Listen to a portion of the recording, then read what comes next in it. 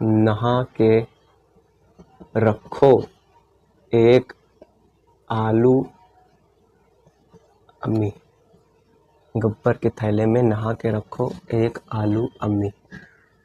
गब्बर के थैले में नहा के रखो एक आलू अम्मी। मान लो जैसे कि आपका कोई बड़ा भाई है, आप जानते हो बड़े भाई लोग गब्बर की तरह होते हैं, तो मान लो उन्हीं को बोल रहे हो कि उसके थैले में आपको एक आलू रखना है नहा के, मम्मी को वही बात बोल रहे हो। इसका मतलब इससे क्या है, गब्बर के थैले से आप पता चल जाओगे कि ये आपका गैब्रियल थैलामाइड सिंथेसिस जीपीएस की बात हो रही है। नहा के रखो, नहा के रखो का मतलब क्या होगा कि इसमें NaOH KOH लगता है। एक आलू का मतलब क्या होगा कि 1 डिग्री एलिफैटिक के लिए होता है, और अम्मी मतलब इसमें 1 डिग्री अमीन ही बनता है। तो सारा थ्योरी आपका इस लाइन में आ गया, जितने सारे MCQ बन सकते हैं इससे सबके सब आगे। अब भैया बात तो आए कि हम थैलामाइड कैसे बनाएंगे।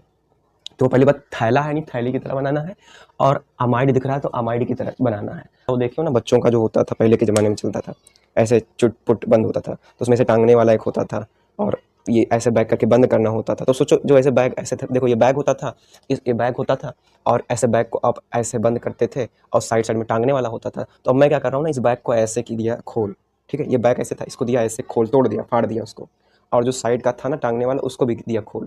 देखो कैसे बन जाएगा अगर ऐसा आप कर दोगे। तो देखो ये हो गया अपन का बैग का पीछे वाला डिज़ाइन, जो सुंदर सा दिखता है, नर्सरी के बच्चे टांगे रहते थे पुराने ज़माने में जब हम लोग नर्सरी में थे तब ऐसे। और फिर उसके बाद में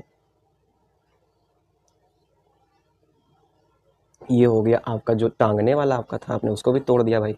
ये देखो अब बना रहे हो अमाइड, अमाइड में जानते हो NH आता है, तो ये लगा दी, ये बन गया आपका थैलामाइड, थैले की तरह थैलामाइड।